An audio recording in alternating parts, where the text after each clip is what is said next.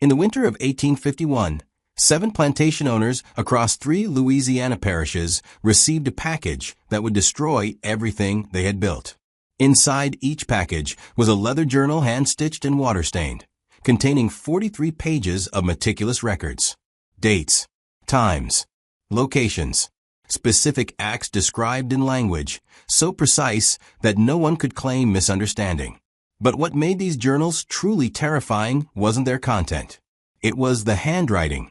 Every word had been written by a woman named Marguerite, who, according to every legal document in Louisiana, every bill of sale, every property assessment, was supposed to be illiterate, incapable of reading, incapable of writing, incapable of the kind of calculated, methodical documentation that could end careers, destroy families, and send men to financial ruin or worse. The journals arrived on the same day, January 14, 1851, delivered by 7 different couriers who had no knowledge of each other or their identical missions. By evening, all 7 men knew they had been playing a game they didn't understand against an opponent they had underestimated completely. By the end of the week, 2 of them would be dead. 3 would flee Louisiana forever, and the remaining 2 would become exactly what Marguerite had promised in the final page of each journal: her property, in every way that mattered, though the law would never acknowledge it. The story of how one enslaved woman transformed 7 masters into 7 prisoners begins not with the journals, but with a child born in 1829 on a sugar plantation outside New Orleans. A child who learned before she could walk that survival required understanding the language no one spoke aloud, the grammar of power written in glances, silences, and the careful management of white people's delusions about themselves. Before we go further into Marguerite's story, I want you to understand something. The history you're about to hear isn't in any textbook. It was buried deliberately, erased from parish records, excluded from family histories that still exist in Louisiana archives today. This is the story they made sure you would never find. If you're someone who refuses to let these voices be silenced, who wants to hear the truths that were hidden in plain sight, then right now, subscribe to the Sealed Room. Hit that like button. And, in the comments, tell me what hidden history from your state you want us to uncover next. Now, let's discover how Marguerite turned the weapons used against her into instruments of her liberation. Marguerite was born in the slave quarters of Belle Ombre Plantation, 18 miles upriver from New Orleans, on a night when the Mississippi ran so high it threatened to breach the levees. Her mother, Celeste, had belonged to the plantation owner's father, and had been marked in property ledgers as particularly valuable due to her skill with medicinal plants and her ability to ease difficult childbirths. The man listed as Belle Ombre's owner in 1829 was Etienne Devereux, a third-generation Creole planter whose family had made their fortune on sugar production and whose ruthlessness in business was matched only by his cruelty in personal matters. Celeste never told her daughter who her father was, but the evidence was written on Marguerite's face for anyone willing to look. Her skin was lighter than her mother's. Her features carried traces of someone whose name was never spoken, but whose presence in her life had been neither consensual nor singular. By the time Marguerite was 6 years old, she understood that her body was not her own, that it never would be under the system that defined her as property, and that the women around her carried in their bodies and their silence the same terrible knowledge. But Marguerite possessed something that would prove more dangerous than anger or despair. She possessed an exceptional memory and an instinctive understanding of patterns. She watched how Etienne Devereux spoke differently to his wife than to his overseer, how he promised one thing to creditors and delivered another, how he maintained the fiction of honor while building his wealth on systematic brutality. She observed which white men visited the quarters after dark, which ones made promises they never intended to keep, which ones needed to believe the women they violated had somehow wanted their attention. And she began, even as a child, to catalog these patterns, to understand that white power was not monolithic and absolute, but fractured, paranoid, and extraordinarily vulnerable to certain kinds of pressure. When Marguerite was 9 years old, her mother died. The cause listed in plantation records was fever, which was the default explanation for any death that required no investigation. But the women in the quarters knew Celeste had lost the will to survive after Etienne Devereux sold her 2 sons to a trader from Mississippi, splitting apart what little family structure slavery had permitted her to maintain. Marguerite watched her mother fade, watched the light leave her eyes weeks before her body stopped breathing, and understood that grief could be a weapon as effective as any whip or chain. If grief could kill, then perhaps other emotions could be similarly weaponized. With Celeste dead, Marguerite was transferred from field work to the main house at Belle Amber. She was assigned to serve Devereux's wife, Isabelle, a delicate woman from a New Orleans banking family who spent most of her time in darkened rooms, claiming sensitivity to light and sound while dosing herself with laudanum to escape a marriage she had discovered was nothing like the romance she had imagined. Isabelle treated Marguerite with a distracted kindness that was somehow worse than cruelty, because it required Marguerite to perform gratitude for scraps of humanity that should have been her birthright. In the main house, Marguerite learned to read, not through any formal instruction, but through careful observation and practiced deception.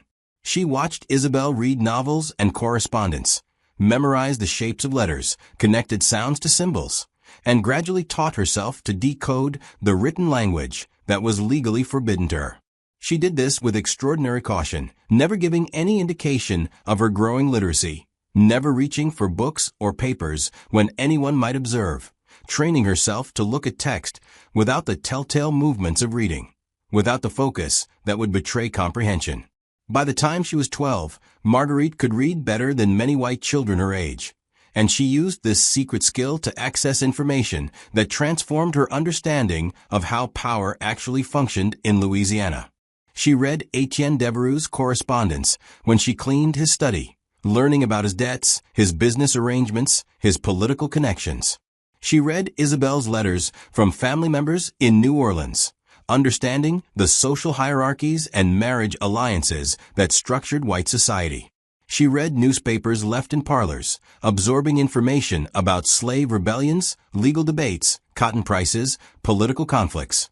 And slowly, she began to understand that the system that enslaved her was not invincible, that it was riddled with contradictions and conflicts, that white people's power over each other was as brutal and complex as their power over enslaved people, and that these conflicts could be exploited by someone patient and intelligent enough to see the opportunities. When Marguerite was 14, Etienne Devereux made the first of many mistakes that would eventually destroy him. He came to her room in the quarters late one night, and he did what masters had been doing to enslaved girls for centuries, what the law permitted and society ignored, what created the cognitive dissonance at the heart of Southern civilization.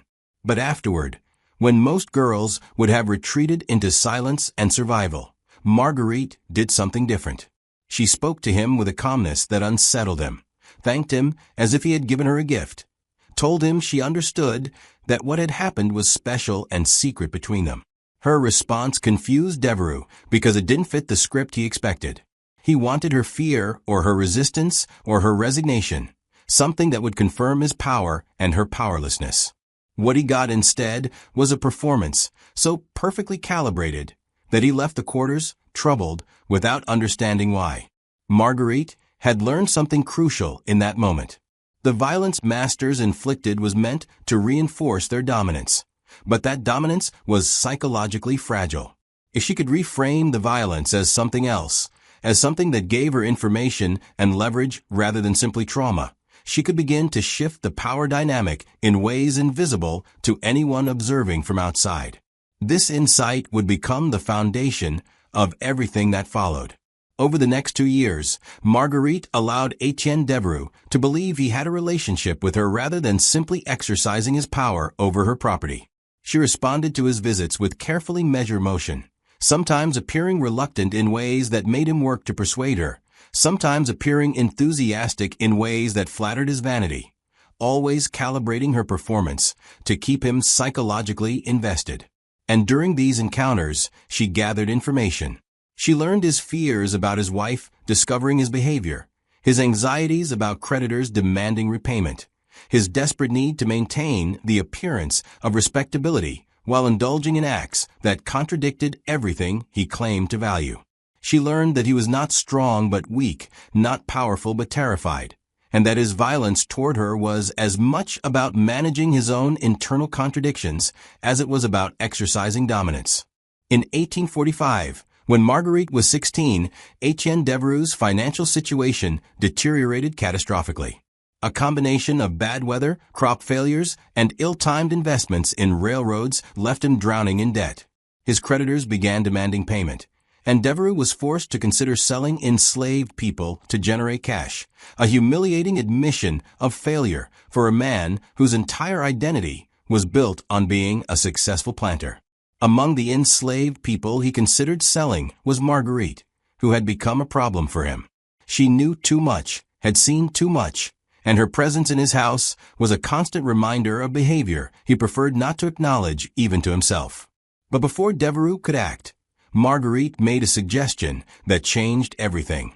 She told him she had overheard conversations among other enslaved people about money hidden in the quarters, about small amounts stolen over years and concealed in places masters never thought to search. She offered to help him locate this money, to use her position among the enslaved community to discover where valuables might be hidden. It was a calculated lie designed to make herself useful enough to avoid being sold. And it worked.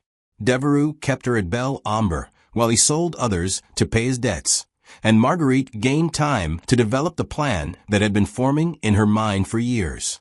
The plan required her to be sold, but sold in a way that gave her access to multiple masters, to men whose weaknesses she could study and exploit, to create a network of leverage that would eventually give her power that the law would never recognize, but that would be real nonetheless.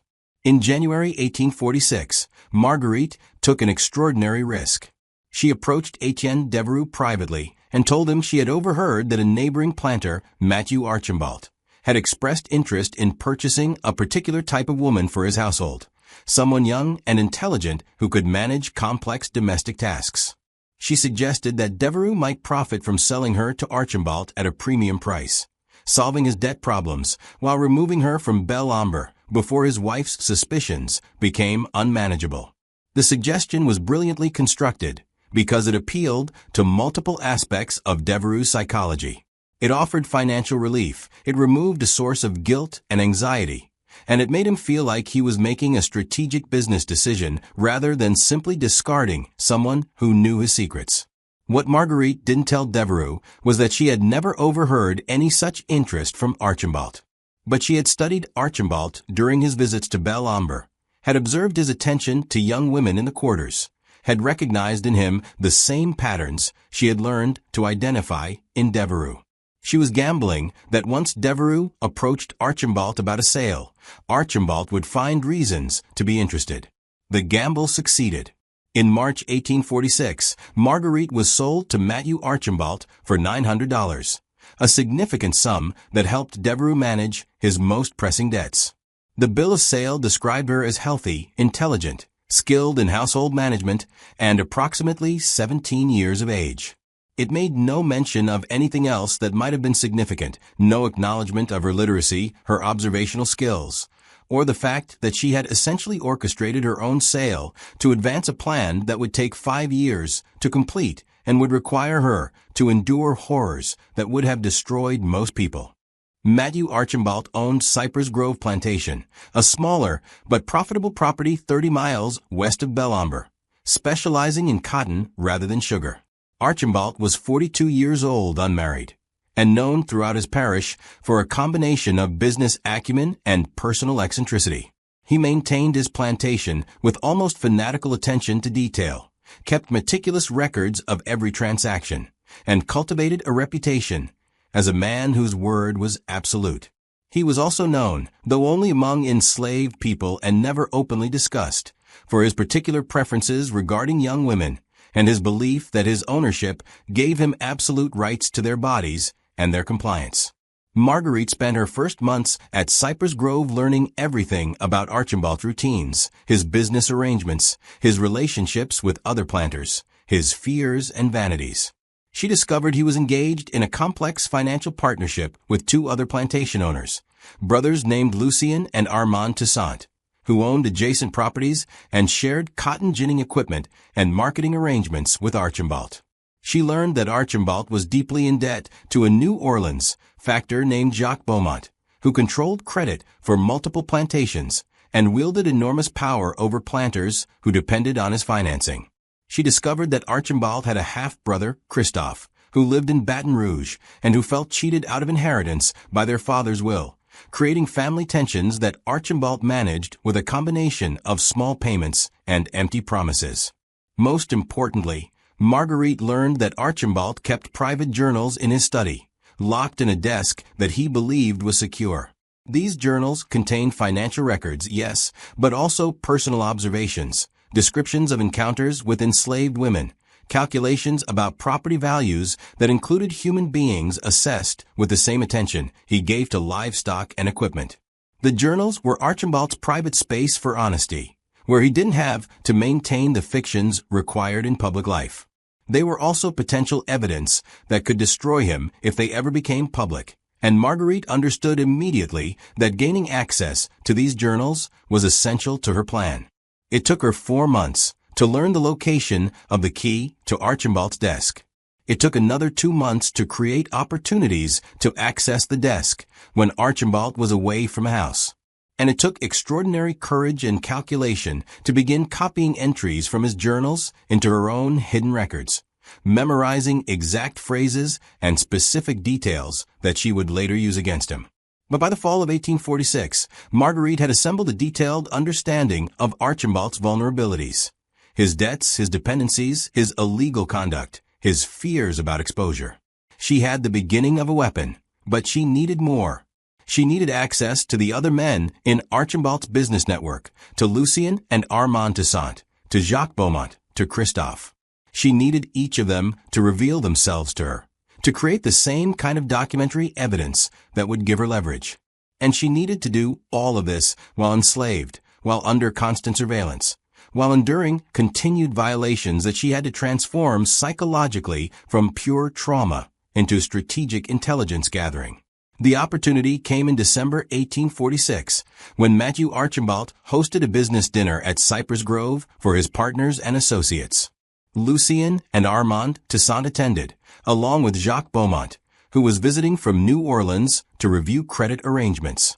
Marguerite served at the dinner, moving through the room with the invisibility that enslaved people learned to cultivate, present but supposedly not observing, visible but supposedly not comprehending.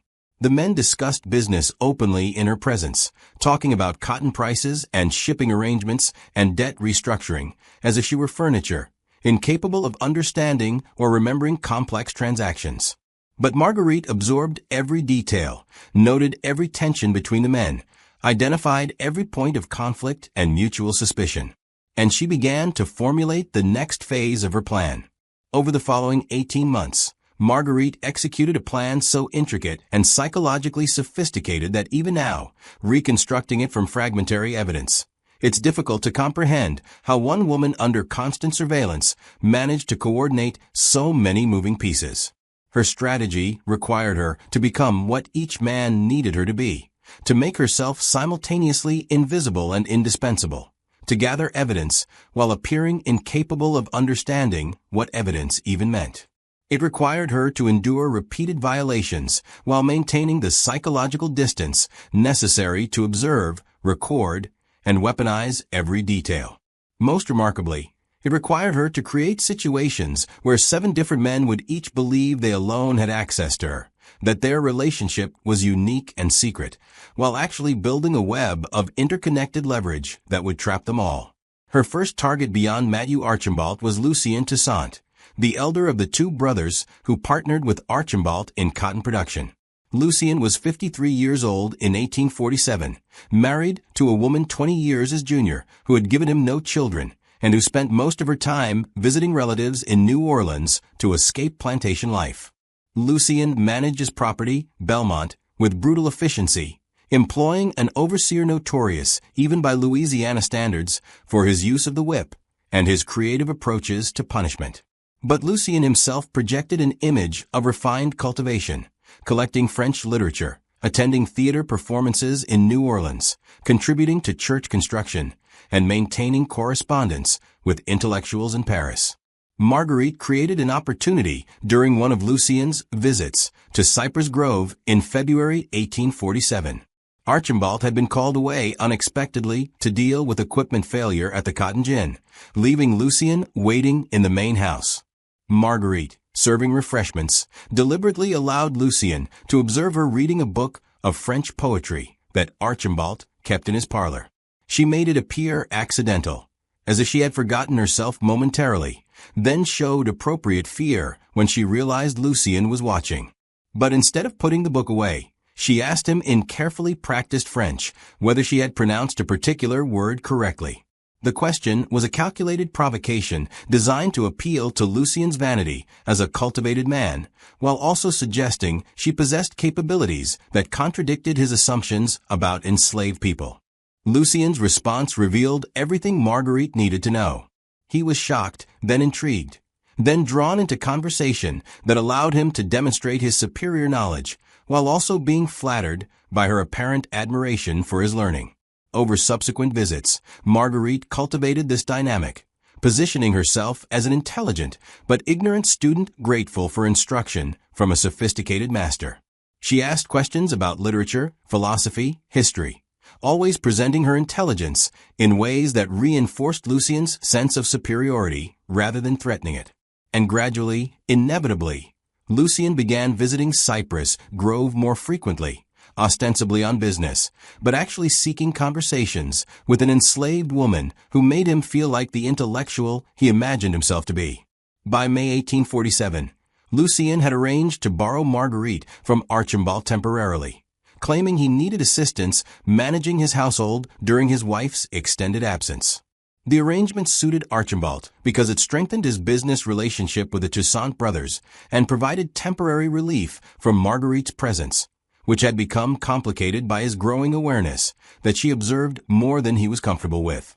During her 3 months at Belmont, Marguerite gained access to Lucien's private study, his correspondence with Parisian intellectuals, and most importantly, his personal journal, where he recorded not just business transactions, but philosophical meditations on his life.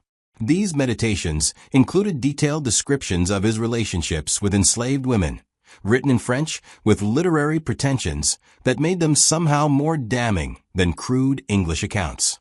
Lucien wrote about these encounters as if they were romantic relationships, as if the women had chosen him, as if consent existed in a system that legally defined them as property. The cognitive dissonance was spectacular, and Marguerite copied extensive passages into her own hidden records, recognizing that Lucien's literary vanity had created perfect evidence of his delusions and his crimes. While at Belmont, Marguerite also encountered Lucien's younger brother, Armand Toussaint, who owned the adjacent property, Fontainebleau. Armand was 47, married with 6 children, and had cultivated a reputation as a devoutly religious man who led prayer services for enslaved congregations and contributed substantial sums to missionary work. Where Lucien projected intellectual sophistication, Armand projected moral authority, positioning himself as a Christian patriarch whose treatment of enslaved people was guided by biblical principles and pastoral responsibility. He spoke frequently about the burden of slavery, the duty to care for souls as well as bodies, the obligation to prepare enslaved people for salvation even while maintaining proper social order. Marguerite recognized in Armand the same psychological pattern she had identified in Reverend Hartwell in The Competitor's Story: men who used religious language to conceal and justify behavior that contradicted every moral principle they claimed to hold. She cultivated access to Armand by appearing to be spiritually hungry, asking questions about Scripture and salvation during the prayer meetings he conducted. Armand responded with pastoral attention that gradually became something else: private counseling sessions that shifted from theology to personal matters, conversations that required physical proximity that became inappropriate touching justified as paternal affection. By the time Marguerite returned to Cypress Grove in August 1847, she had documented Armand's progression from spiritual advisor to something far less holy, recording dates, locations, specific biblical passages he had quoted while violating the principles those passages supposedly embodied. The third and fourth men in Marguerite's web were Jacques Beaumont and his associate, René Dufresne, who together controlled much of the credit and cotton factoring business in southeastern Louisiana. Beaumont was the principal, a wealthy New Orleans businessman whose power derived from his ability to provide or withhold credit to planters who depended on financing to bridge the gap between planting and harvest. Dufresne was his partner, managing the upriver office in Baton Rouge and handling direct relationships with plantation owners. Both men visited Cypress Grove regularly to review accounts, assess property values, and determine creditworthiness. Both men wielded enormous power over planters like Archambault and the Toussaint brothers, power that was financial rather than physical, but no less absolute. Marguerite understood that Beaumont and Dufresne represented a different kind of challenge. They didn't own plantations or enslaved people directly, which meant they had less obvious access to her. But they had something the planters lacked: mobility, connections throughout Louisiana's economic network, and vulnerability to exposure that could destroy their business if clients learned they couldn't be trusted with sensitive information. In November 1847, when Beaumont visited Cypress Grove to review Archambault's accounts, Marguerite created an opportunity by appearing in Archambault's study, where financial records were being discussed. She had been sent to deliver refreshments, but she deliberately lingered, appearing to clean while actually observing the documents spread across Archambault's desk. Beaumont noticed her attention and made a comment to Archambault about the risk of having enslaved people present during confidential business discussions. Archambault laughed and assured Beaumont that Marguerite was illiterate and incapable of understanding financial matters. But Marguerite, with perfect timing, asked a question that revealed she had understood exactly what was being discussed, a question about interest rates and payment schedules that demonstrated comprehension of complex financial relationships. The moment was carefully calculated to shock both men, while also appealing to their different interests. Archambault was embarrassed that his property had revealed capabilities he had assured others she didn't possess. Beaumont was intrigued by the possibility that an enslaved woman might understand business in ways that could be useful to him. Over subsequent visits, Beaumont began testing Marguerite's financial literacy, asking her questions about calculations and transactions, initially as a curious experiment, but gradually with genuine interest. He discovered she could perform mental arithmetic faster than he could identify discrepancies in accounts, could understand the logic of credit arrangements and debt structures. For a man whose business depended on information and calculation, Marguerite's abilities were fascinating, and Beaumont began to see her as a potential asset, someone who might provide intelligence about planters' actual financial situations versus what they claimed in official documents. This interest gave Marguerite exactly the opening she needed. She began providing Beaumont with accurate information about Archambault's finances, information that made Beaumont's credit decisions more profitable, which made him dependent on her insights, while also giving her access to Beaumont's own records and transactions. René Dufresne became involved through his partnership with Beaumont, visiting Cypress Grove to verify information Marguerite had provided and gradually becoming convinced of her value as an informant. But Dufresne was less careful than Beaumont about maintaining professional boundaries, and his interest in Marguerite shifted from purely financial to personal. By March 1848, both Beaumont and Dufresne had created relationships with Marguerite that they believed gave them unique access to financial intelligence. Relationships they carefully concealed from each other despite being business partners, each man believing he alone had discovered this valuable source of information. The fifth man in Marguerite's network was Christophe Archambault, Mathieu's half-brother, who lived in Baton Rouge and nursed grievances about family inheritance while maintaining superficial cordial relations with Mathieu. Christophe visited Cypress Grove occasionally, ostensibly to maintain family connections, but actually to assess his brother's financial situation and watch for opportunities that might benefit him. Christophe was a lawyer with political connections, a man who understood how to use legal mechanisms and social influence to advance his interests. He was also deeply in debt from gambling and land speculation, desperate for money, but too proud to admit his failures to his more successful half-brother.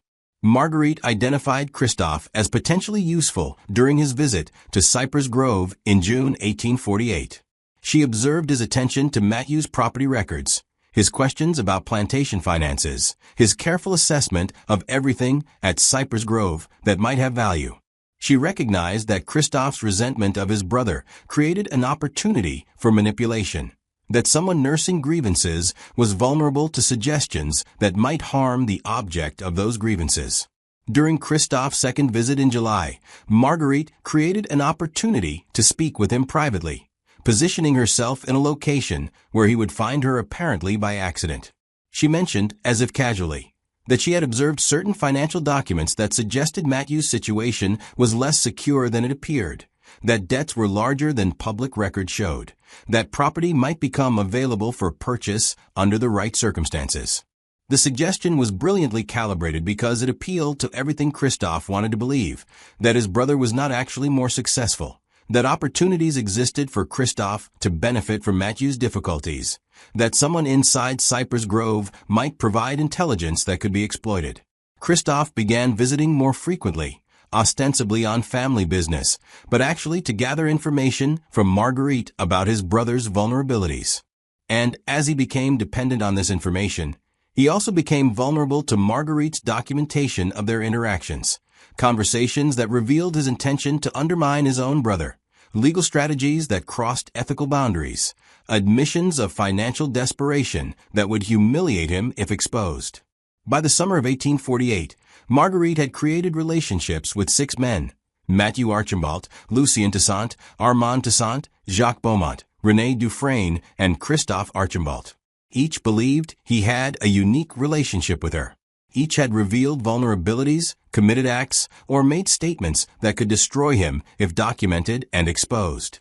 And Marguerite had been documenting everything, writing in hidden journals that she kept concealed in locations masters never thought to search, copying passages from their own journals and correspondence, recording dates and details with a precision that would make her records legally compelling if they ever reached an audience that might act on them.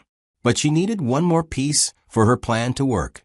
She needed someone with the power to authenticate her documentation, to transform private records into public evidence, to create consequences for these men if they refused to comply with her demands. She needed access to someone whose position and authority could force acknowledgement of truths that Louisiana society preferred to ignore. That person was Claude Mercier, the parish judge whose jurisdiction included Cypress Grove and whose reputation for rigorous enforcement of contracts and property law made him both feared and respected throughout the region. Mercier was 61 years old in 1849, a widower whose wife had died 20 years earlier, leaving him to raise 3 daughters who had all married and moved away. He lived alone in a substantial house in the parish seat, maintained a small staff of enslaved people, and devoted himself to his judicial duties with an intensity that suggested law had become a substitute for the family life he had lost. Mercier was known for his incorruptibility, his refusal to favor wealthy planters over smaller property owners, his insistence that contracts be honored regardless of the social position of the parties involved. He was also known, though only through whispered gossip that never reached official acknowledgement, for a particular loneliness that made him vulnerable to certain kinds of companionship. Marguerite's access to Mercier came through an unexpected route. In April 1849, Matthew Archambault was involved in a contract dispute with a neighboring planter over water rights and cotton gin access. The case went to Mercier's court, and during the proceedings, Archambault brought Marguerite with him to carry documents and assist with organizing paperwork. Mercier observed her competence with written materials, noticed her careful attention to legal language, and made an offhand comment to Archambault about the unusual capabilities of his property. Archambault, uncomfortable with the judge's attention but unwilling to contradict him, acknowledged that Marguerite was particularly intelligent, useful for managing complex household affairs.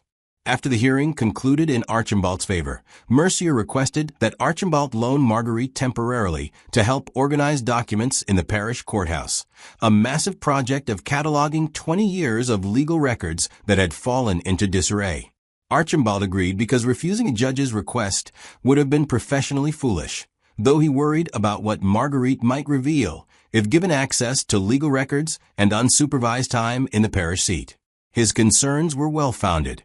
During 6 weeks working at the courthouse in May and June 1849, Marguerite gained access to property records, wills, contracts, and judicial decisions that gave her comprehensive understanding of legal mechanisms available in Louisiana. She also created opportunities to speak with Judge Mercier about legal principles, asking questions that revealed her intelligence while positioning herself as seeking education rather than challenging his authority. Mercier responded to these conversations with a combination of intellectual interest and personal loneliness. He began to see Marguerite as someone who could understand legal reasoning, who could appreciate the philosophical questions that interested him, who could provide the kind of intellectual companionship he had lacked since his wife's death. He started inviting her to his private chambers to discuss cases he was reviewing, ostensibly to help organize documents, but actually to have someone to talk to about the work that consumed his life. And gradually, inevitably, these professional interactions became personal, crossing boundaries that Mercier justified to himself as different from the crude exploitation practiced by plantation owners, as somehow elevated by intellectual connection, even as they violated the same power dynamics. By August 1849, Marguerite had documented her interactions with Judge Mercier with the same meticulous attention she had given to the other 6 men. She had copies of legal documents he had shared with her, records of private conversations about cases that were supposed to be confidential, detailed accounts of when their relationship had shifted from professional to personal. Most importantly, she had gained understanding of exactly what legal mechanisms existed in Louisiana law that might be used to pressure the 7 men in her network, what evidence would be compelling in a legal context, what consequences they faced if their behavior became subject to judicial scrutiny. She now had everything she needed. 7 men, each compromised by their relationship with her, each documented with precision that could survive legal examination, each vulnerable to exposure that would destroy them financially, socially, or legally. And she had access to a judge whose position gave him power to act on evidence if presented properly, even though that judge was himself compromised by his own relationship with her, creating a complex geometry of mutual leverage that Marguerite had constructed with extraordinary patience and calculation. The final phase of her plan required creating a situation where all 7 men would be forced to acknowledge her power simultaneously, where they would understand that their individual secrets were connected through her documentation, where they would recognize that their only option for avoiding complete destruction was to give her what she demanded. That situation required careful timing, perfect execution, and courage that bordered on reckless, because the slightest miscalculation could result in her death. In October 1849, Marguerite began preparing the journals that would ultimately be delivered to each man. She worked at night in the quarters at Cypress Grove, by candlelight that could be extinguished instantly if anyone approached, writing with ink and paper she had accumulated over months from sources throughout her network. Each journal was identical in format, but customized for its recipient, containing documentation specific to that man's behavior, that man's vulnerabilities, that man's worst fears about exposure. The journals were masterpieces of psychological manipulation, written in language that was formal enough to seem legal, specific enough to be credible, and threatening enough to create immediate crisis without actually making explicit demands that might trigger violent response. But before Marguerite could deliver these journals, she needed to ensure her own safety, to create a situation where killing her or silencing her would be more dangerous than complying with her implicit demands. She needed insurance, and that insurance would come from the most unexpected source, Etienne Devereux, the first master who had violated her years earlier at Belle Ombre, the man whose financial desperation had led to her sale, the man who represented the beginning of everything that had brought her to this moment. In November 1849, Marguerite received word through the enslaved communication network that stretched across Louisiana parishes that Etienne Devereux was dying. The man who had first violated her, who had sold her to escape his debts and his guilt, was lying in his bedroom at Belle Ombre with what physicians diagnosed as consumption, coughing blood into handkerchiefs, while his remaining enslaved people whispered about divine judgment and delayed justice. Marguerite understood immediately that Devereux's impending death represented both an opportunity and a deadline. If he died before she could use him, she lost a crucial piece of her insurance strategy. If she acted too quickly, she risked exposure before her plan was fully prepared. She requested permission from Matthew Archambault to visit Belle Amber, claiming that Etienne Devereux had been kind to her mother before her death, and that Christian duty required her to offer comfort to a dying man. The request was calculated to appeal to Archambault's sense of propriety while concealing her actual intentions.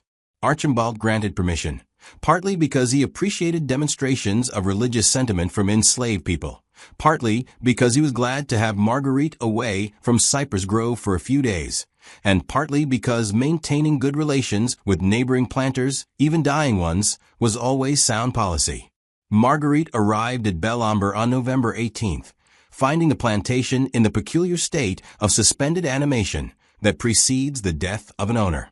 The enslaved people worked with reduced supervision because the overseer was spending most of his time in Helena trying to secure alternative employment before Devereux's estate was settled.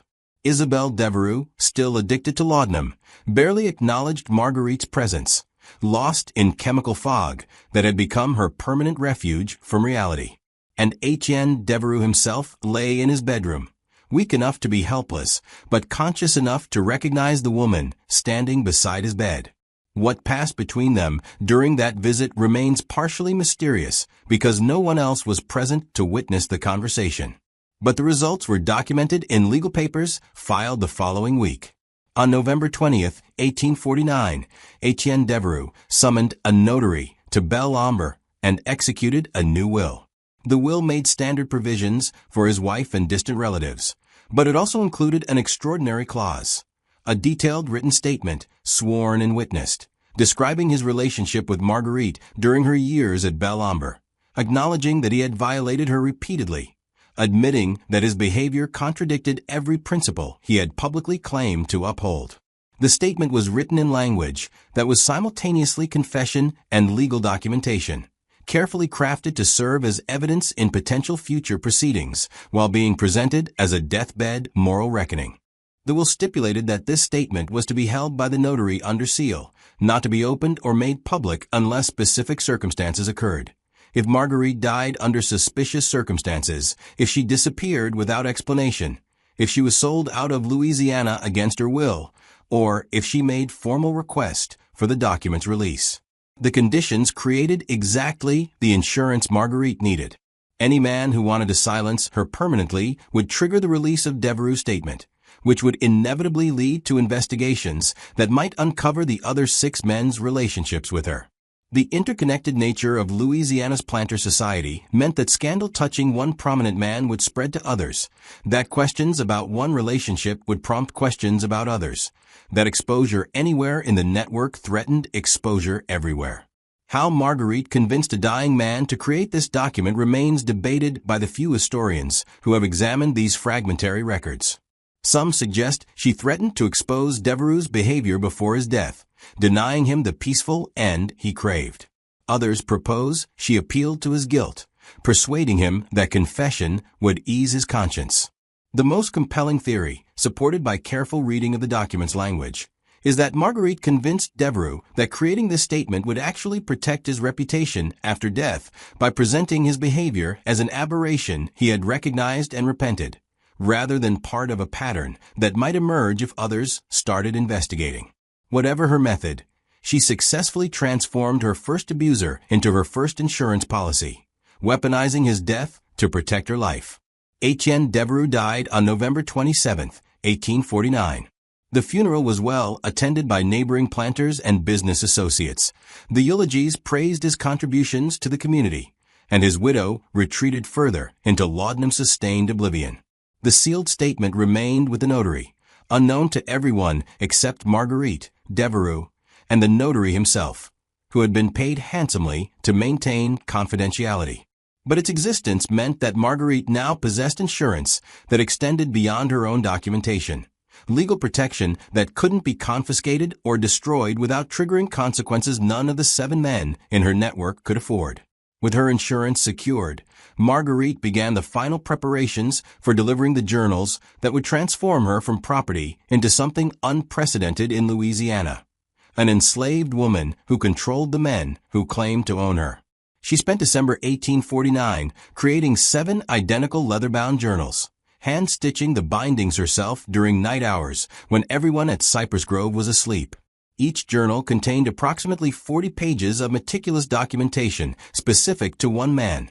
Dates, times, locations, direct quotes from conversations, descriptions of acts, copies of passages from the men's own journals and correspondence.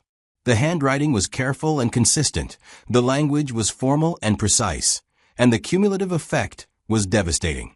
But the genius of the journals wasn't just their content. It was their structure and their implicit argument.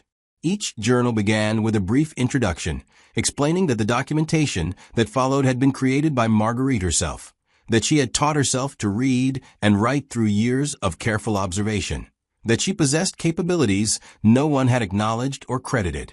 This revelation was designed to shock the recipients into understanding that their fundamental assumptions about her had been wrong, that they had been observed and documented by someone they had dismissed as incapable of such sophisticated action. The introduction also noted that identical journals had been delivered to 7 men simultaneously, that each recipient would soon realize he was not alone in his vulnerability, that collective exposure was inevitable unless collective action was taken. The body of each journal contained the specific documentation for that recipient, organized chronologically and annotated with observations about what the documented behavior revealed about the man's character, his fears, his hypocrisies. Marguerite wrote these observations in language that was simultaneously analytical and accusatory, treating each man as a case study in how power corrupts and how self-deception enables evil.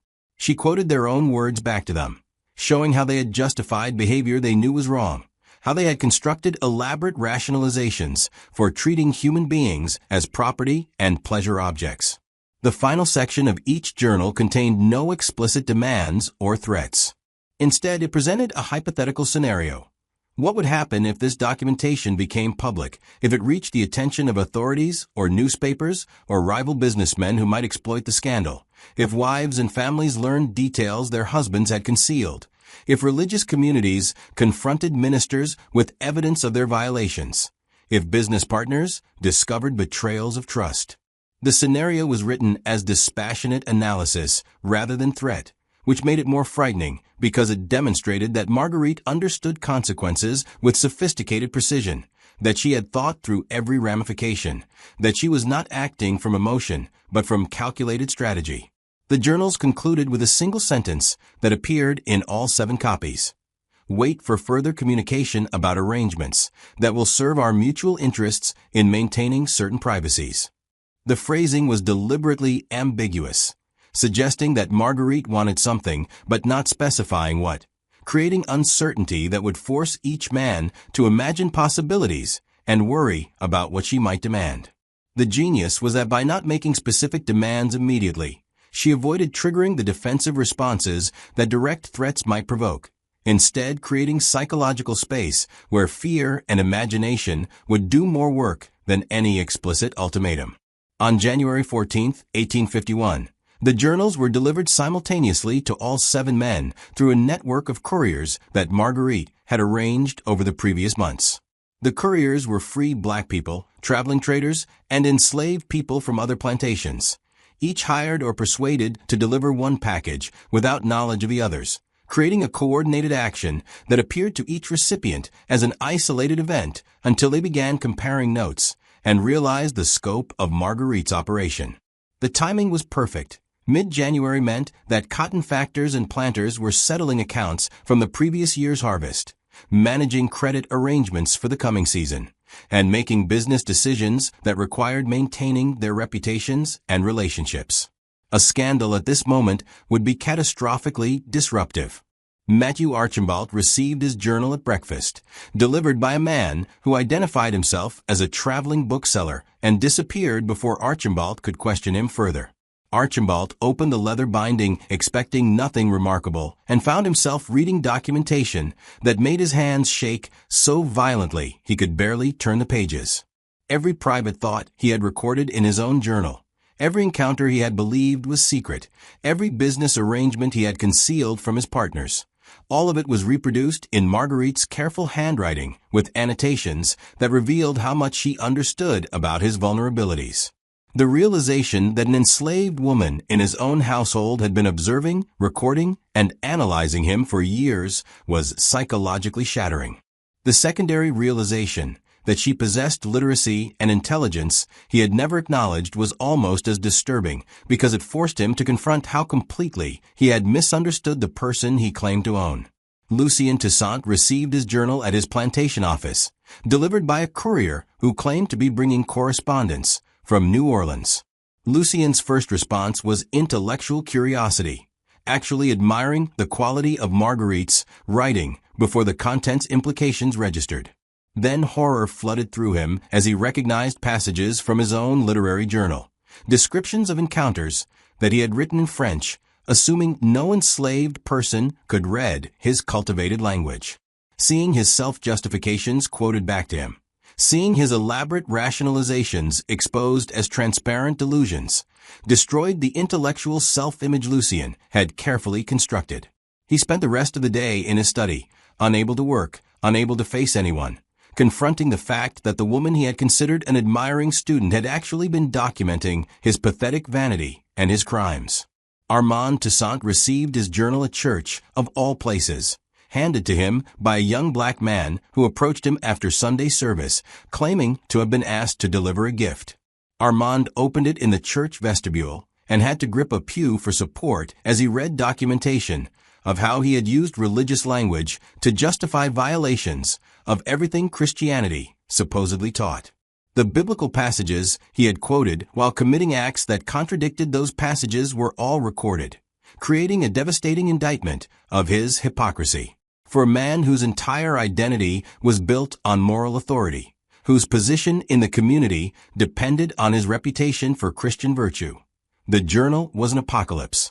He left the church without speaking to anyone, drove his carriage home in a daze, and locked himself in his study where his wife found him hours later, still sitting with the journal open, tears running down his face.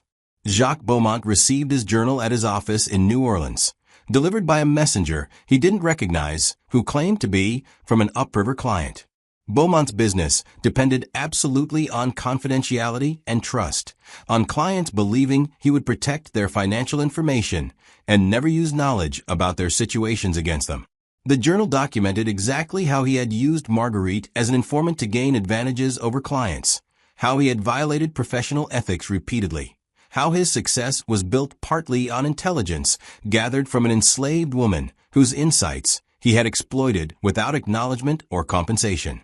If clients learned he couldn't maintain confidentiality, if they discovered he had been using information improperly, his business would collapse instantly. Beaumont sat in his office, calculating the potential financial damage, and realized it exceeded everything he had built over 20 years. René Dufresne received his journal at his home in Baton Rouge, delivered during dinner by a servant who claimed it had arrived with the evening mail.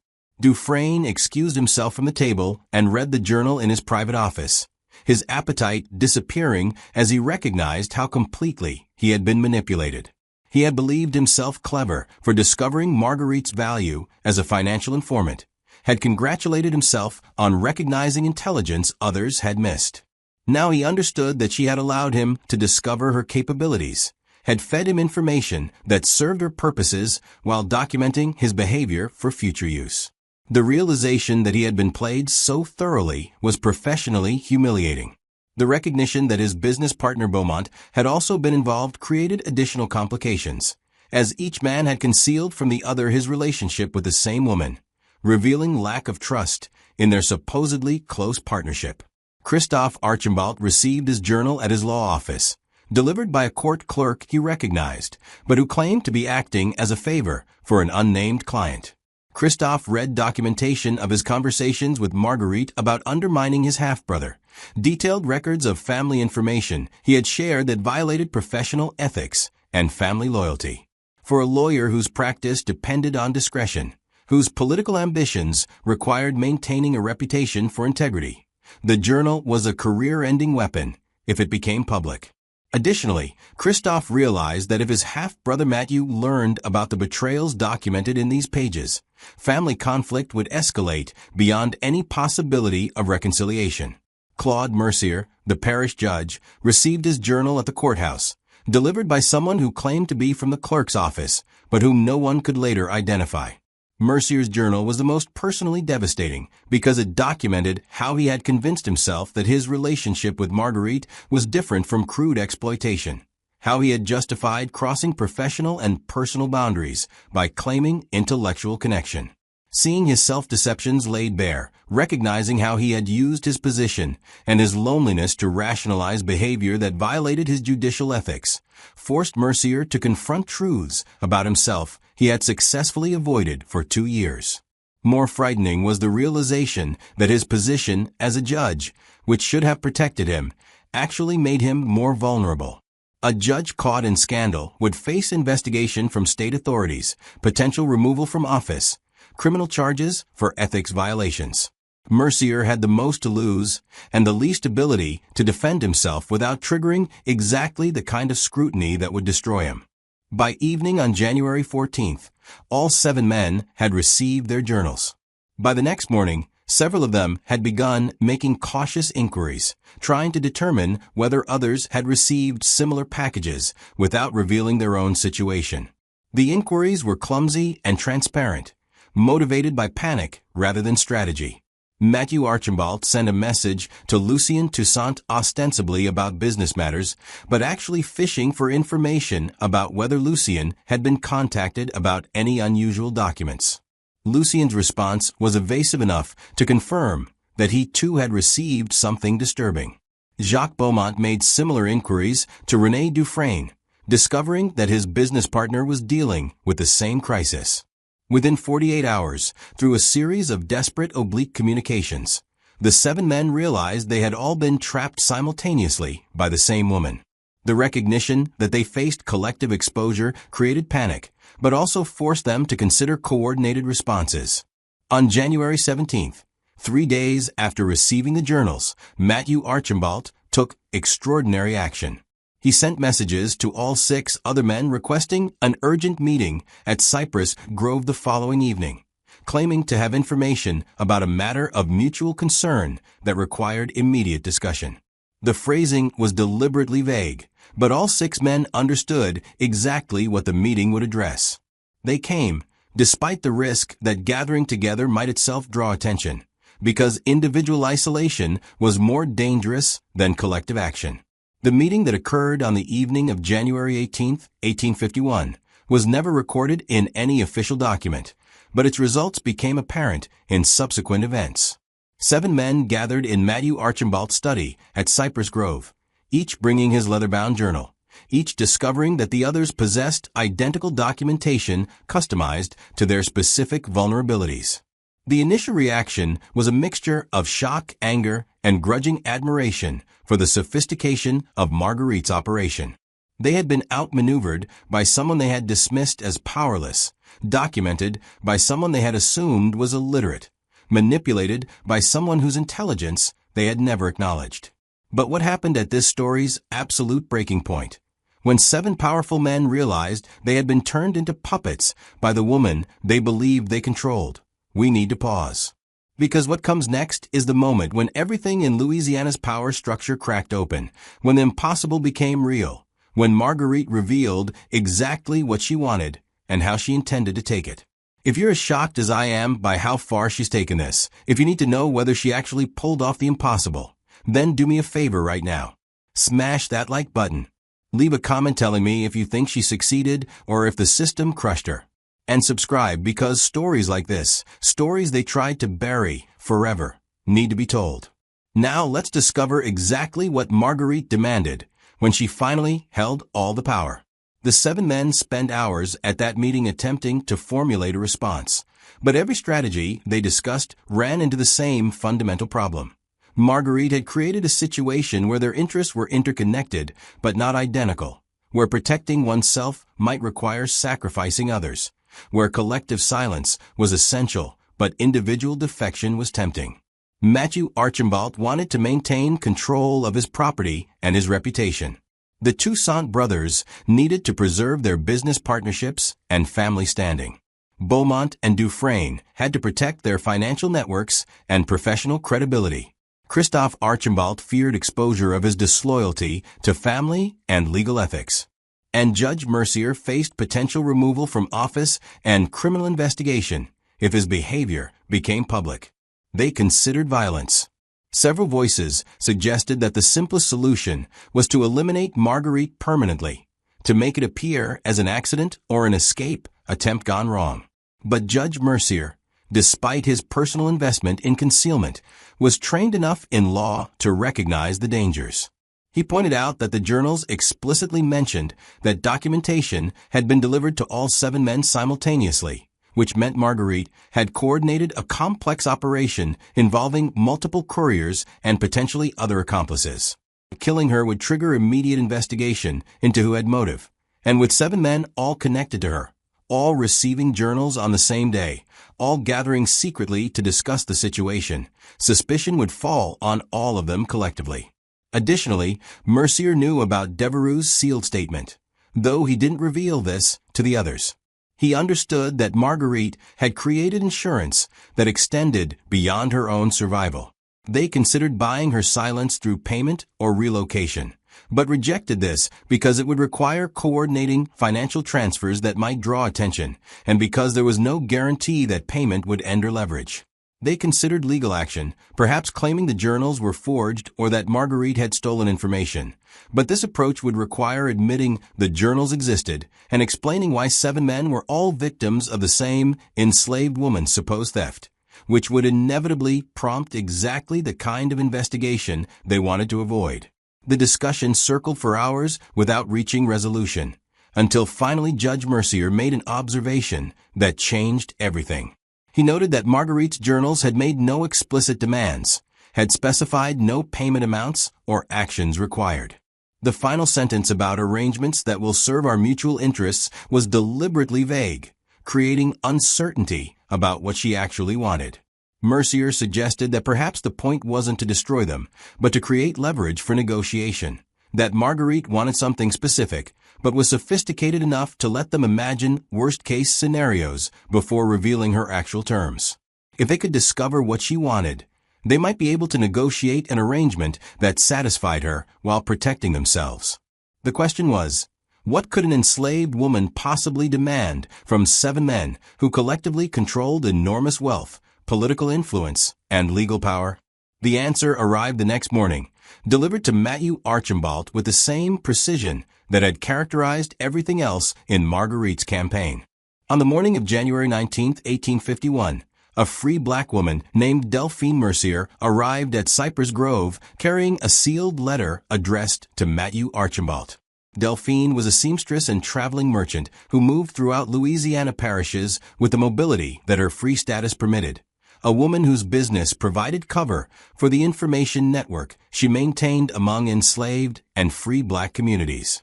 She had been instrumental in coordinating the delivery of the 7 journals, though none of the white men who received them would ever know her role. She handed the letter to Archambault without ceremony, accepted payment for her delivery service, and departed before he could question her about its origin. Archambault opened the letter in his study, recognizing immediately the same careful handwriting that filled the journal he had received 5 days earlier. The letter was addressed to all 7 men, with instructions that Archambault was to share its contents with the others. Marguerite's demands, when finally revealed, were so audacious and so brilliantly constructed that Archambault had to read the letter 3 times before he fully comprehended what she was proposing. The letter began by acknowledging that the 7 men had likely met to discuss their situation, that they had probably considered various responses including violence, payment, or legal action, and that they had rejected all of these options because each carried unacceptable risks. This opening demonstrated that Marguerite understood their psychology and their strategic calculations, that she had anticipated their responses before they made them. The letter then proceeded to outline what she called arrangements for our mutual benefit and continued privacy.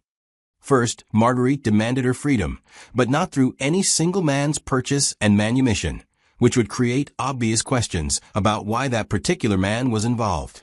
Instead, she proposed a complex arrangement where Judge Mercier would issue a judicial decree recognizing her as having been freed years earlier through a manumission that had been improperly recorded.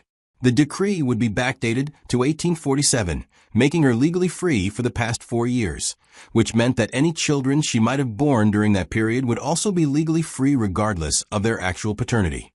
This demand was brilliant because it didn't require any of the 7 men to acknowledge current ownership or relationship, while solving the fundamental problem that made her vulnerable to continued exploitation.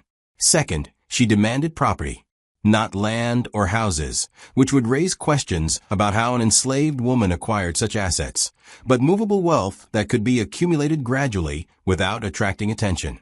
Each of the 7 men was to establish a separate account with a New Orleans bank, depositing funds at intervals over the next 12 months that would eventually total $3,000 per man, $21,000 collectively. The accounts would be established in the name of Delphine Mercier, the free black seamstress, who would serve as Marguerite's agent and proxy.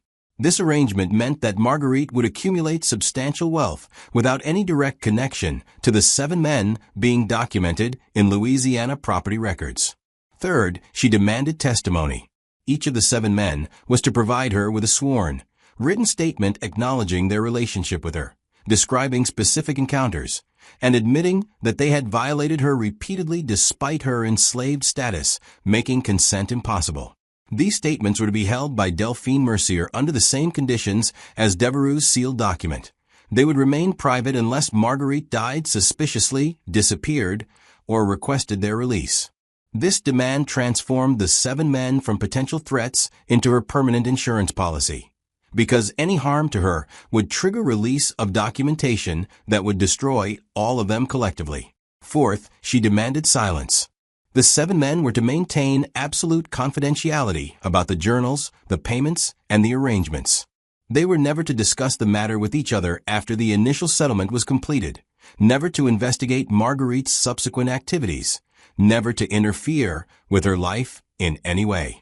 This demand recognized that their best protection was to forget she existed, to never speak of what had happened, to bury the entire episode so deeply that it would never surface to threaten them. Finally, and most audaciously, Marguerite demanded leverage over their future behavior.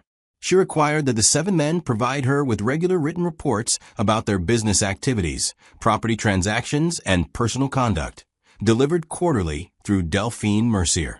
These reports were ostensibly to ensure they maintained their side of the arrangement, but actually created an ongoing surveillance system where Marguerite would continue to monitor the men who had violated her, maintaining permanent knowledge about their activities that could be used to enforce compliance, if any of them considered betraying the agreement.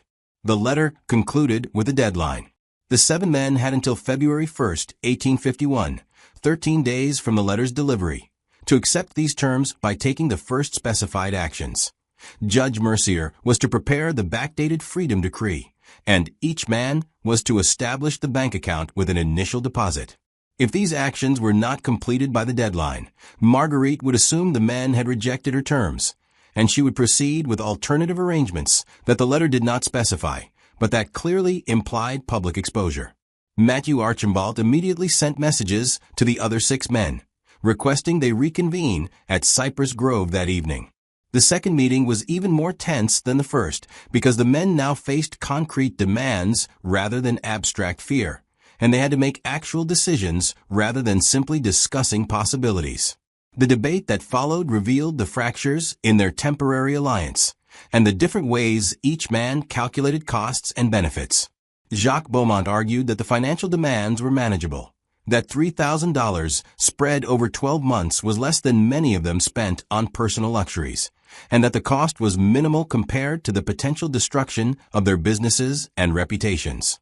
He pointed out that Marguerite had structured the payments to be invisible, using a free black intermediary and staggered deposits that wouldn't attract attention from banks or business associates. From a pure cost-benefit analysis, compliance was the logical choice. Christoph Archambault, the lawyer, objected that providing sworn written statements admitting to illegal conduct was insanity, that they would be creating documentary evidence that could be used against them in court, that Marguerite would possess permanent leverage that extended far beyond the initial settlement. He argued that giving her ongoing reports about their activities was equally dangerous because it meant they could never escape her surveillance, could never be certain they were free from her influence. But Judge Mercier, despite his personal vulnerability, made the argument that ultimately prevailed. He noted that Marguerite's demands, while audacious, were actually more moderate than they could have been. She wasn't demanding hundreds of thousands of dollars, wasn't requiring they abandon Louisiana, wasn't insisting on public acknowledgement that would destroy them all. She was asking for freedom, for financial security, and for insurance against future retaliation. These were rational demands from someone who had been systematically violated and who had created leverage to extract compensation and protection. More importantly, Mercier argued, refusing her terms meant accepting the certainty of exposure, because Marguerite had demonstrated sophisticated planning and patience over many years, suggesting she had anticipated their potential refusal and had prepared responses they couldn't imagine. The vote, when finally taken, was unanimous for acceptance, not because all 7 men agreed with the decision emotionally, but because they all recognized that refusal meant destruction while compliance offered survival. They were trapped, and they knew it. And the knowledge that an enslaved woman had created this trap made their submission somehow more humiliating than if they had been outmaneuvered by a rival planter or business competitor. Over the following 12 days, the 7 men executed Marguerite's demands with a coordination that demonstrated how thoroughly she had structured the arrangement.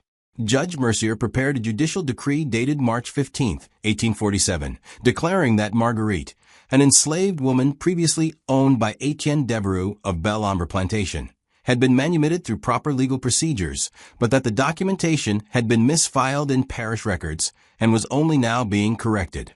The decree was technically fraudulent, but Mercier's position gave him authority to issue such corrections without external review, and once entered in official records, the decree would be legally binding regardless of its actual validity.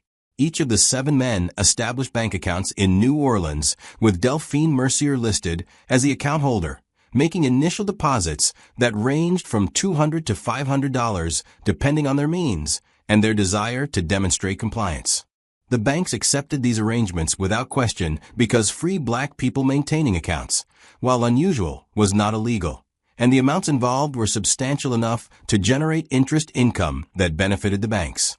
Each man prepared the sworn statement Marguerite had demanded, writing out in his own hand a description of his relationship with her, the circumstances of their encounters, and his acknowledgement that he had exploited her enslaved status to violate her repeatedly. These statements were extraordinarily difficult to write because they required the men to acknowledge explicitly what they had spent years denying to themselves, to put into clear language the reality of their behavior without the elaborate justifications they had constructed. Lucien Toussaint reportedly rewrote his statement 7 times before producing a version he could bear to sign. Armand Toussaint included biblical references to sin and repentance, as if theological language could somehow reduce the starkness of what he was admitting. Jacques Beaumont wrote his statement in the clinical language of business contracts, describing encounters with the emotional distance of financial transactions. All 7 statements were delivered to Delphine Mercier by January 30th, 2 days before Marguerite's deadline. On February 1, 1851, Marguerite walked out of Cypress Grove Plantation carrying a small bag of possessions and a document signed by Judge Mercier declaring her to be a free woman of color, legally emancipated 4 years earlier, with all rights and privileges that Louisiana law granted to free black people. She walked down the road toward the parish seat without asking permission, without looking back, and without any of the 7 men attempting to stop her. Matthew Archambault watched her departure from his study window, and according to a letter he wrote to Lucien Toussaint years later, he felt simultaneously relief and a strange respect for what she had accomplished. Marguerite settled initially in New Orleans, where the larger free black community provided both cover and connection.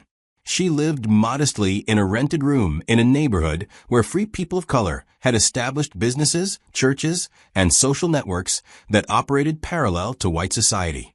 She worked as a seamstress and laundress, maintaining a legitimate occupation that explained her income while the quarterly payments from the 7 men accumulated in accounts managed by Delphine Mercier. By 1852, Marguerite had more than $15,000 in total assets, making her wealthier than most free black people in Louisiana and more financially secure than many white working families. But Marguerite's story was never simply about money or even freedom. It was about power, about transforming victimization into agency, about using intelligence and patience to create leverage in a system designed to make her powerless.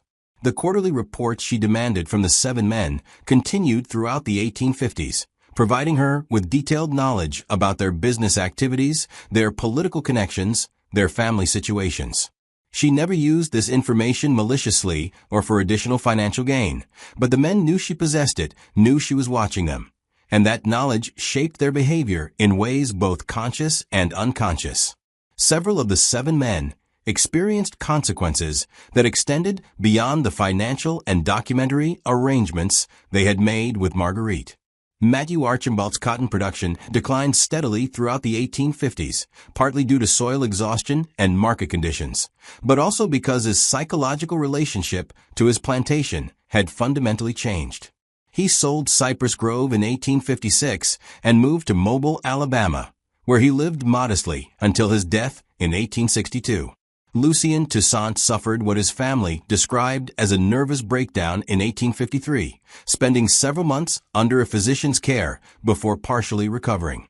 He never regained his previous interest in literature and intellectual pursuits, and he died in 1859 without ever writing another word in the journal that Marguerite had quoted so devastatingly. Armand Toussaint left the ministry in 1854, claiming that he felt called to focus on private devotion rather than public preaching. He continued to own Fontainebleau Plantation, but withdrew almost entirely from social life, becoming increasingly reclusive until his death in 1867. His children later found letters among his papers that suggested profound guilt and spiritual anguish, though they never understood the source of his torment. Jacques Beaumont's cotton factoring business survived, but never expanded beyond its 1851 scope. His relationship with Renée Dufresne deteriorated, with mutual suspicion about their concealed connections to the same woman poisoning their partnership. They formally dissolved their business relationship in 1855, each establishing separate operations that competed with each other. Beaumont died in 1871, moderately successful, but having never achieved the commercial dominance he had once seemed destined for. Dufresne relocated to Texas in 1860, essentially fleeing Louisiana before the Civil War disrupted everything. His subsequent fate is unknown. Christophe Archambault's legal career stalled after 1851.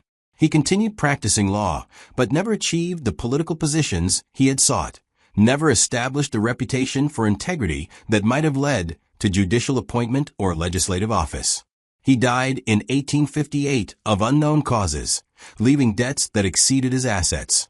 Judge Claude Mercier maintained his position on the bench through the 1850s, but his judicial decisions became increasingly erratic and contradictory, suggesting internal conflict about his role in the arrangements with Marguerite. He resigned in 1859, claiming poor health, and died in 1861 shortly before the Civil War reached Louisiana. In his papers, discovered by his daughters after his death, was a sealed letter addressed to whoever finds this. The letter contained a partial confession about his relationship with an enslaved woman he never named, expressing regret and requesting prayers for his soul.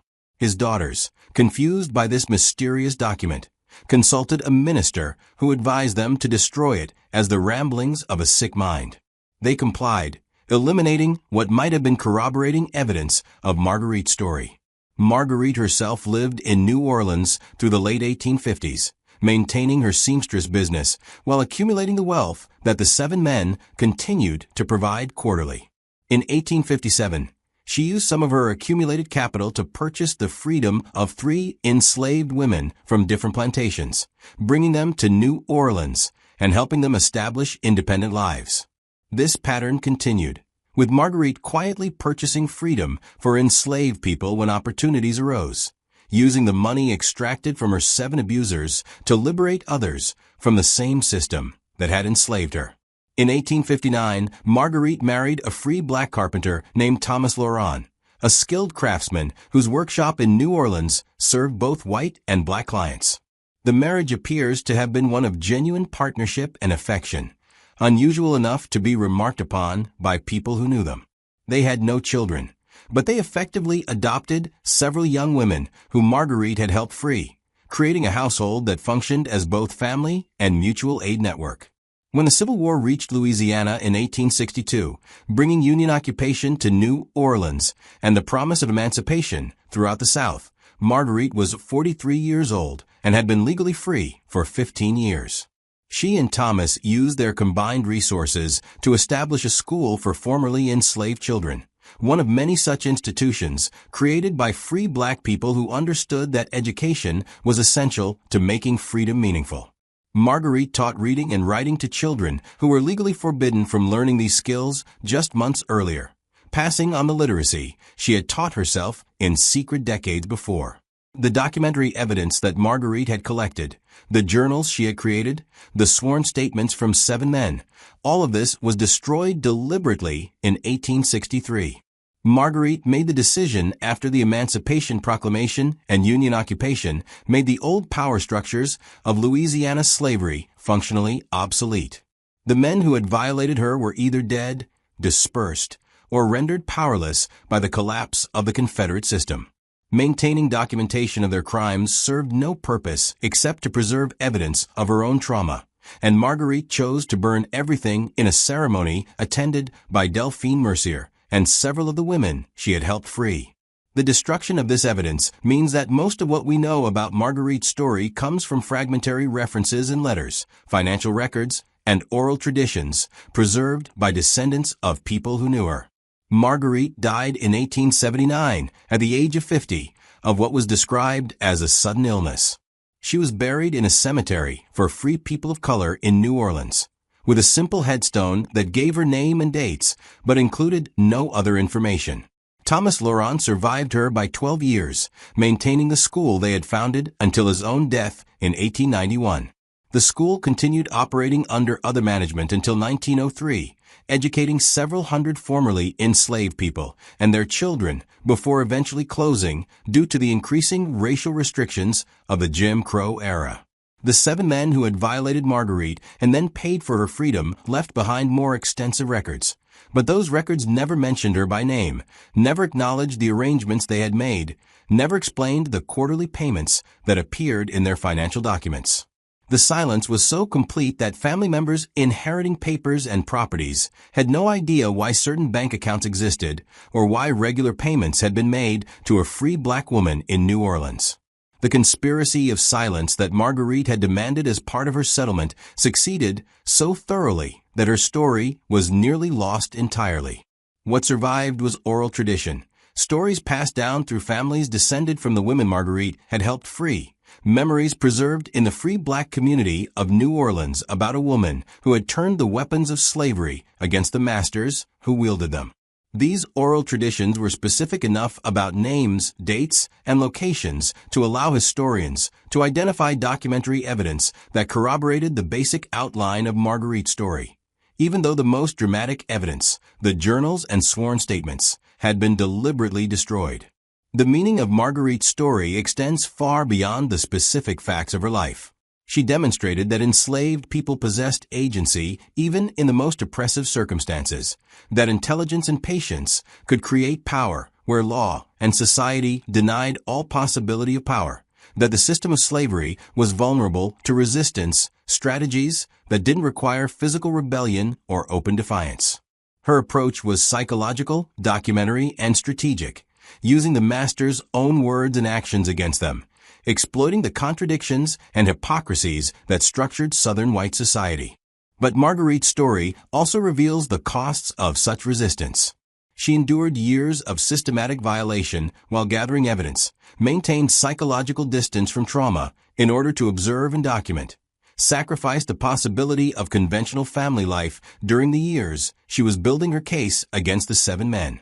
Her freedom, when she finally achieved it, came at a price that included permanent exile from the places where she had been enslaved, separation from whatever community she might have built in those locations, and the knowledge that justice in any meaningful sense was impossible. The 7 men paid money and provided documentation, but they never faced criminal prosecution, never experienced social ostracism, never fully acknowledged the magnitude of what they had done. The arrangements Marguerite extracted were pragmatic rather than righteous, survival rather than vindication. The question of whether Marguerite's story represents triumph or tragedy admits no simple answer. She freed herself through brilliance and courage, transformed herself from property into a person with agency and resources, used her liberation to help others escape the same system that had enslaved her. These are extraordinary achievements that deserve recognition and respect. But she should never have needed to be extraordinary to be free, should never have needed to endure years of violation to create leverage for her liberation, should never have been forced to choose between accepting permanent enslavement or executing a complex, dangerous plan that required her to be simultaneously victim and strategist. The erasure of Marguerite's story from official Louisiana history reflects how thoroughly the state's white population wanted to forget the realities of slavery, the extent of sexual violation that structured the system, the intelligence and resistance of enslaved people who were supposed to be powerless. Stories like Marguerite's were dangerous because they revealed that enslaved people understood their oppressors better than the oppressors understood themselves, that they maintained networks of communication and mutual aid that white society preferred to believe didn't exist, that they could manipulate the very mechanisms of power that were meant to control them. Acknowledging such stories would have required admitting that slavery was more complex, more contested, and more vulnerable than the mythology of happy slaves and benevolent masters allowed. Today, Marguerite's story survives in fragments, pieced together from documents that were never meant to connect, oral traditions that preserved what written records concealed, and careful historical work that recognizes silence in archives often indicates not absence, but suppression. The full truth of what she accomplished, the precise details of how she created her leverage and extracted her freedom, will never be completely known because the evidence was deliberately destroyed and the participants maintained absolute silence. But the outline is clear enough, remarkable enough, to stand as testimony to one woman's refusal to accept the role that law and society assigned to her. If Marguerite's story has moved you, if you're thinking differently about resistance and power and the hidden histories that shaped America, then I need you to do something right now. Subscribe to this channel. Share this video with someone who needs to hear it. Leave a comment about what questions this story raises for you. What other hidden histories deserve to be uncovered? These stories exist in archives and oral traditions throughout the South, waiting for people willing to look past the official histories and acknowledge uncomfortable truths. The sealed room exists to bring you these stories, to refuse the erasure that powerful people attempted, to honor the intelligence and courage of people whose resistance left barely any trace in documents that historians traditionally privilege. Marguerite deserves to be remembered not as a victim, though she was victimized, and not as a saint, though her actions were courageous, but as a complex human being who used every resource available to her to transform her circumstances and to help others do the same. The final record of Marguerite's life is her gravestone in that New Orleans cemetery, weathered now and difficult to read, visited occasionally by descendants of people she helped free who maintain the oral traditions about her remarkable life. The stone gives her name, her dates, and one additional phrase that she reportedly requested before her death. She made them pay. 3 words that captured everything about how she transformed violation into leverage, trauma into strategy, and powerlessness into a freedom she seized rather than received. 3 words that represent one of the most audacious acts of resistance in Louisiana history, accomplished by a woman who was never supposed to have the capability to resist at all. Thank you for listening to this story, for refusing to let it remain buried, for being part of a community that demands the full, complicated truth about American history. I'll see you in the next exploration of the stories they never wanted you to hear.